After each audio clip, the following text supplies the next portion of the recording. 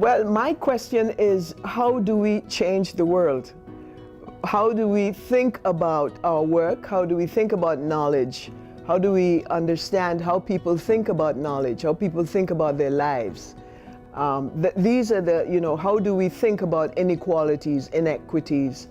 How is it that, the broad economic system is highly racialized so that you find, typical sets of people in particular positions all around the world?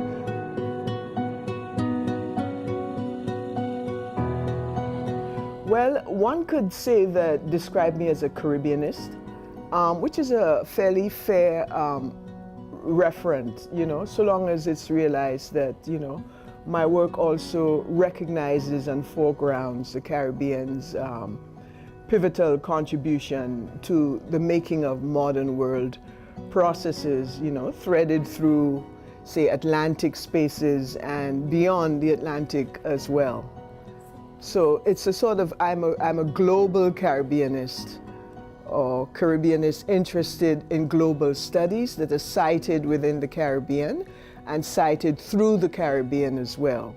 So these are, as you can see, again, you're talking about bodies that are situated within island spaces or within mainland spaces, but their projects, their production of sugar, their production of salt or whatever, are circulating throughout the world, and also drawing other bodies that are involved in other kinds of manufactures and production globally. So we talk about citing the Caribbean within those island spaces, within those mainland spaces, but recognizing the embeddedness of those places within these larger projects of economic globalization, cultural globalization, etc.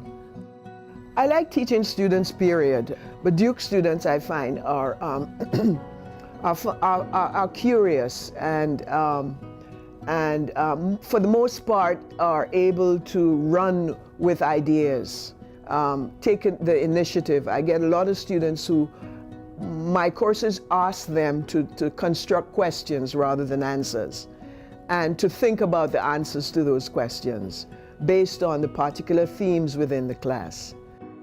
The Department of African American Studies is aptly situated to really be at the avant-garde, in the avant-garde of interdisciplinarity, not just the rhetoric of interdisciplinarity, but the practice of interdisciplinarity. It has, I think, among, in all of Trinity, the greatest potential to generate a new path towards thinking about academia.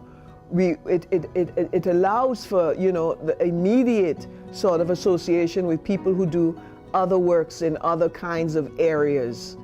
And so it affords a model, I think, for future academia, where one is not just simply working diligently on your own, under your, the lamp, working solely there, but collaborative work. It allows for an academic environment that pushes and highlights the importance of collaborative work.